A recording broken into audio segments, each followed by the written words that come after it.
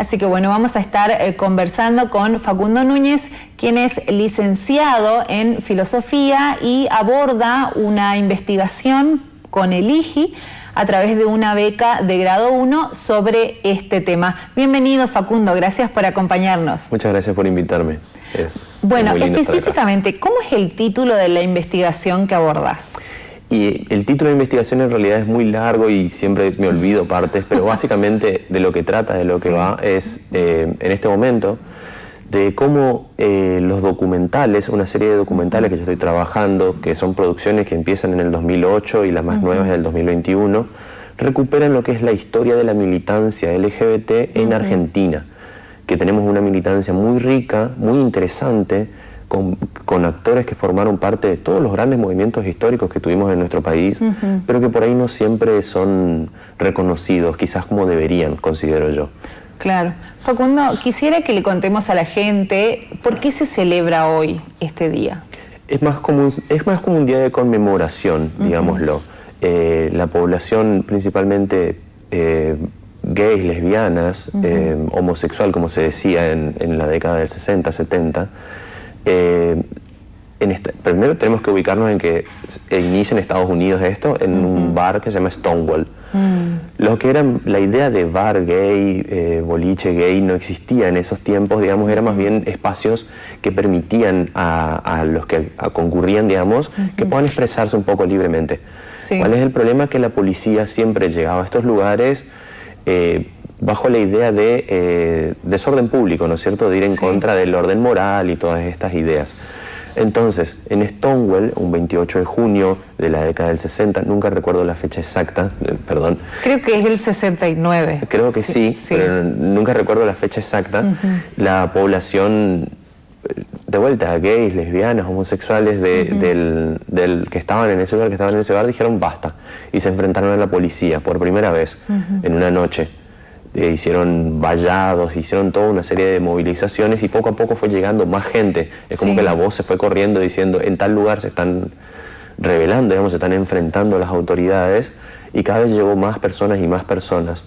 A un año de este primer incidente, digamos, de este primer enfrentamiento, se hizo la primera marcha del orgullo LGBT en Estados Unidos y fue una de las más concurridas de la historia. Y desde entonces se sigue manteniendo esa práctica, digamos, de los 28 de junio como el día de conmemoración y del día de la marcha también. Claro. ¿Qué importancia, a través de todos estos estudios e investigaciones que venís realizando, crees que tienen que ver los colectivos y sus luchas en este movimiento? Es muy importante tener en cuenta la historia de los colectivos y la historia de la militancia, principalmente en los entornos políticos, digamos, de vuelta. Impulsando leyes, impulsando reconocimientos, por ejemplo, la ley de matrimonio civil, la ley de reconocimiento de identidad, la ley de DNI no binario, que es una de las más recientes, que no es una ley, digamos, es un decreto, pero es muy importante poder acceder a esa categoría. Y estas son luchas que se vienen llevando desde hace mucho tiempo, desde los años 80 en algunos casos, y el reconocimiento, la idea de que una persona gay, una persona lesbiana, una persona trans pueda transitar por la calle sin tener que tener miedo por su vida, digamos, es una temática por la que vienen militando desde los años 60. Es decir, estamos hablando de 60 años de militancia por una temática que parece, no quiero decir simple, pero no tener que tener miedo por cómo uno se expresa me parece muy fuerte. Y me parece que es un motivo para la militancia muy importante. Entonces, toda esta historia hay que tenerla en cuenta a la hora de entender los reclamos que se siguen haciendo. Cuando se reclama, por ejemplo, por el cupo laboral trans, hay que tener en cuenta que la población trans en nuestro país tiene una esperanza de vida de alrededor de 40 a 45 años, es decir, la mitad que la de una persona cis. ¿Y eso por qué se da? Se debe principalmente a los trabajos que deben llevar a cabo. Estamos hablando principalmente de prostitución. Sí, el estilo de vida. Exactamente, muchas cuestiones, digamos, que no es que ellas decidan llevar estas vidas, sino es un poco como el sistema las va forzando a eso, al no encontrar otras alternativas y al encontrarse siempre frente a la discriminación. Totalmente, y discriminación que creo no solo tiene que ver bueno, está muy reflejado en el área laboral, por ejemplo, pero creo que comienza en la sociedad, ¿no? Totalmente. En estos estudios que vos haces, ¿notás que hay una mejora de alguna manera, una mayor aceptación en la sociedad culturalmente a una persona diferente, entre comillas? Yo creo que estamos, poco a poco estamos acostumbrándonos un poco más a la idea. Me gusta mucho pensar en una canción de Charly García que dice, desprejuiciados son los que vendrán. Y yo creo que viene por ahí, digamos. Yo trabajo como profesor en un secundario y veo como a los chicos estos conceptos como patriarcado, conceptos como una identidad queer, que por ahí son cuestiones que al principio a mí me costaba mucho como entenderlos. Claro. Es como que para estos chicos son mucho más naturales, mucho más simples. Y eso es lo que va a llevar un poco a que poco a poco se vaya dando esa aceptación y ese evitar estas situaciones, digamos, donde parece que hay vidas que son más importantes que otras, que es algo que me parece tremendamente violento. Y entender que la discriminación en general, bueno, en este caso, el Día Internacional del Orgullo, ¿no? Pero también la posición económica, la raza, es como que pareciera que tenemos miedo a lo que creemos que es diferente. ¿Hay algo que puedas explicarnos con respecto a tus estudios en esto, digamos? Por ahí, en base a lo que yo he leído, ¿no es cierto? Hay marcas que van atravesando nuestros cuerpos, por así decirlo, marcas en un sentido muy metafórico. Nosotros cuando nacemos en un determinado lugar, digamos, tenemos diferentes posiciones que se nos asignan y que están en nuestro lenguaje, están en nuestro modo de comportarnos y el modo en el lenguaje y del comportamiento de quienes nos rodean. Y poco a poco nos van marcando y nos van generando un determinado estatus, si querés ponerlo en esos términos, ¿no es cierto? Un determinado lugar, por así decirlo. Entonces tenemos lugares que son más hegemónicos, lugares de mayor preeminencia y lugares más periféricos. Y esos lugares periféricos tienden a ser discriminados, tienden a ser dejados de lado por estos otros lugares hegemónicos. ¿Por qué? Porque mantienen tratan de mantener esa preeminencia. El que está en la cima de la montaña quiere estar siempre en la cima de la montaña, no quiere turnarse. Claro. Entonces por ahí viene la situación. Ver a alguien distinto, ver a alguien que por ahí no comparte mis mismos ideales, aunque no sean ideales que necesariamente choquen, digamos, pero tener a alguien distinto marca como una cierta necesidad de validarme a mí mismo, posicionándome por encima. Claro, el sentido de pertenencia, algo así. En cierta medida, pero también el que el otro me reconozca como mejor, por así decirlo. Esto es algo muy de filosofía, muy de Hegel por ahí, pero por ahí pensarlo en las clases sociales más altas tienden a mandar a sus hijos a escuelas para personas de clase social alta, que le dan una educación especial, se juntan en determinados círculos con esas clases de personas. Es como que se mantiene siempre dentro de un mismo círculo, dentro de un mismo estatus, digamos, de un mismo estamento, toda la cuestión. Y entonces ahí es como que la repartición es poco equitativa. Y eso es lo que genera luego la discriminación. Estos discursos que están por debajo, digamos, que no nos terminamos de dar cuenta a veces. Insisto en la importancia de la educación, ¿no? Totalmente. Por otro lado, esta investigación que venís realizando es a nivel nacional, es a nivel provincial. Me gustaría saber cómo estamos posicionados nosotros, que nos referencian siempre como una provincia muy conservadora. Mi investigación se centra principalmente en cuestiones que tienen que ver con lo nacional, porque ahora estoy trabajando lo que son documentales, entonces estoy trabajando desde ese lugar principalmente. Tengo la idea a futuro de empezar a desarrollar investigaciones que se relacionen más con corrientes, porque por ahí yo soy egresado de la Facultad de Humanidades, que tiene sede en Resistencia, y hay muchos trabajos y trabajamos mucho en base a Resistencia, Chaco, como categorías. Tiene otra mentalidad. Totalmente. Y esto es un criterio propio, pero es impresionante.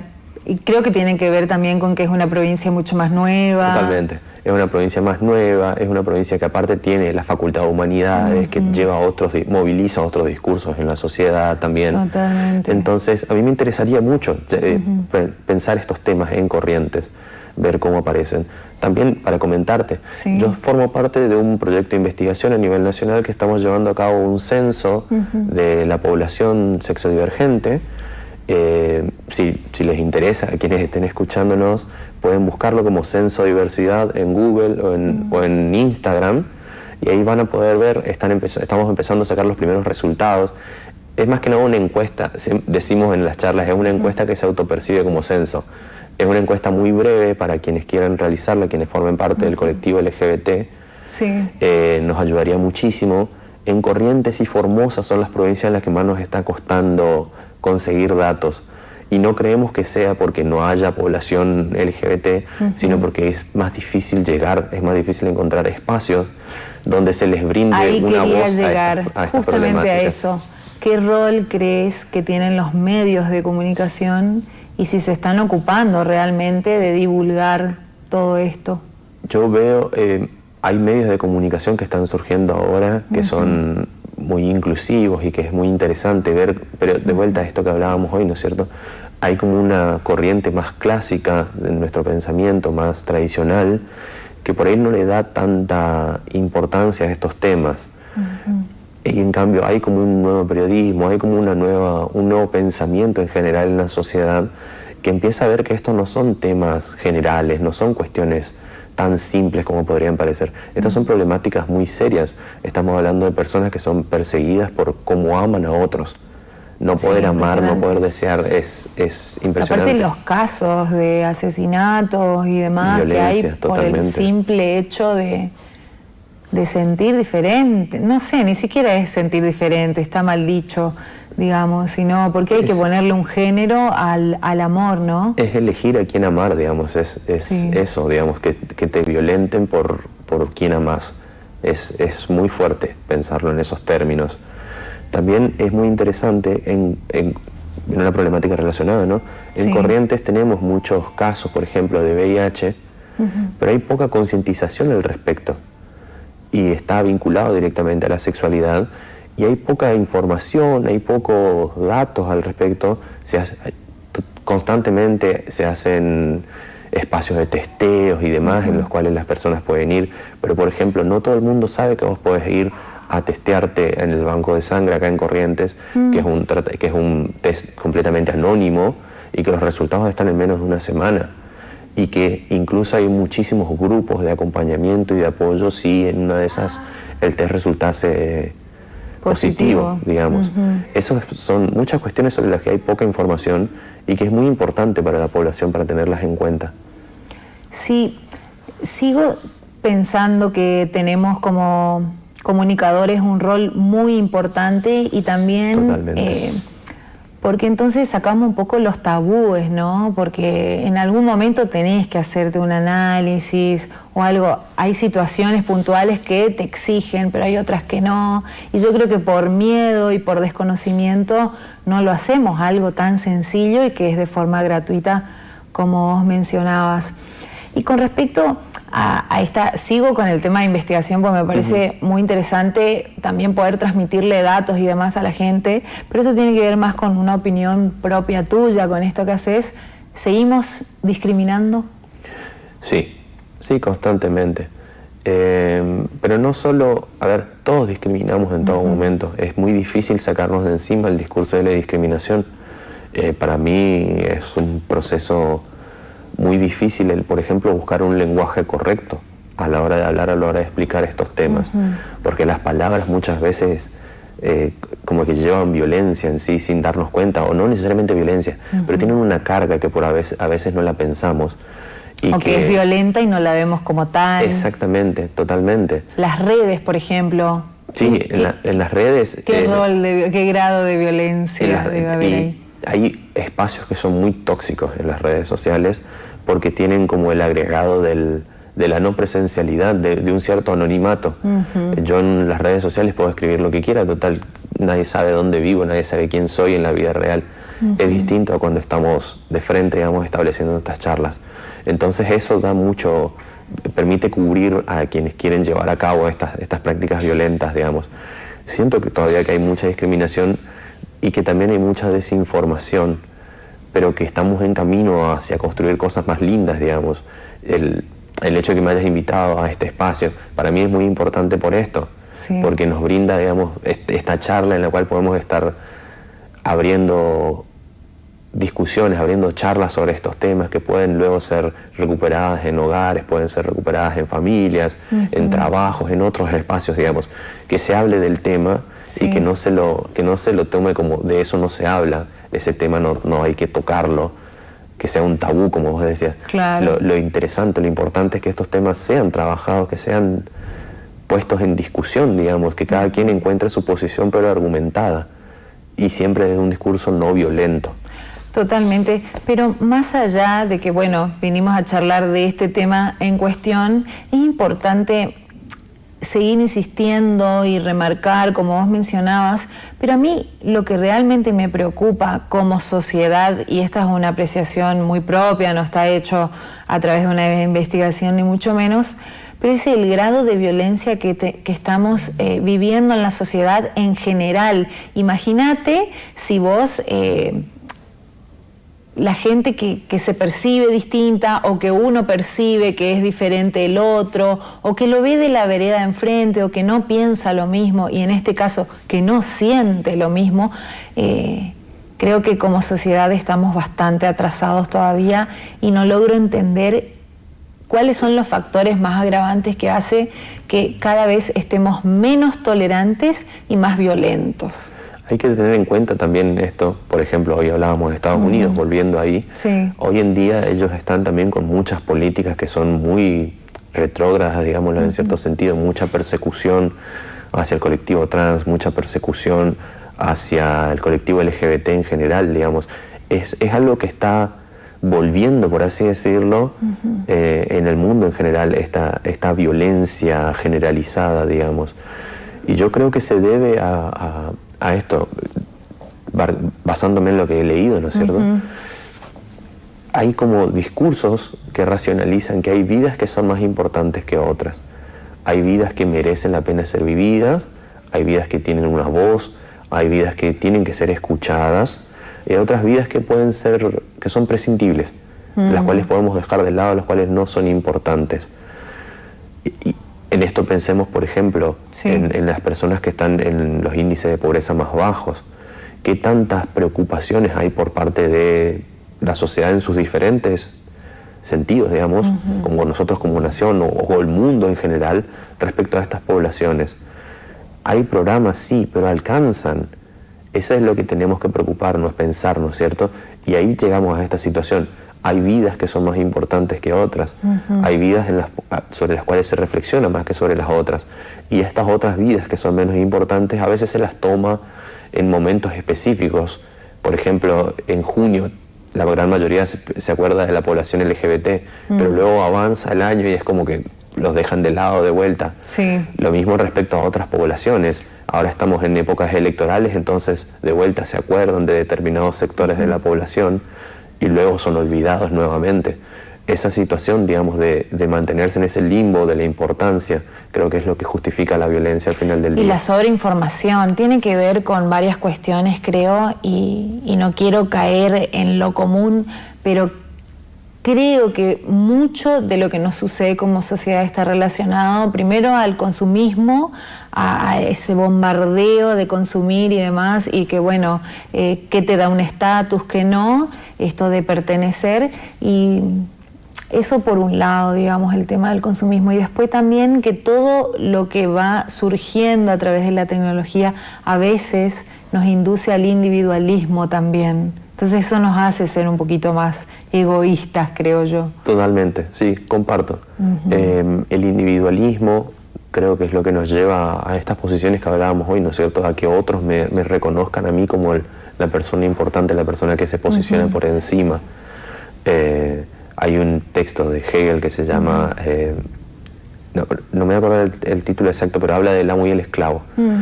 Y es la idea de que el amo y el esclavo son dos personas. Imaginémonos a dos individuos solos. Uno de ellos va a querer que el otro lo reconozca. Los dos quieren lo mismo. Sí. Los dos están dispuestos a pelear por el reconocimiento. Pero hay uno que está dispuesto, hay uno que no quiere morir en el enfrentamiento. Entonces termina siendo sometido. Entonces, ¿qué es lo que nos dice esto? Lo que nos termina marcando esto es que quienes se posicionan, digamos, en este rol preeminente son personas que tratan en todo momento de ser reconocidos, incluso a través de medios violentos por los otros. y quienes están en esta situación como de marginalidad son las personas que están sometidas históricamente a un sistema violento, a un sistema que las deja de lado frente a estas individualidades, frente a estas personas, digamos, que forman núcleos muy selectos, muy pequeños, muy reducidos.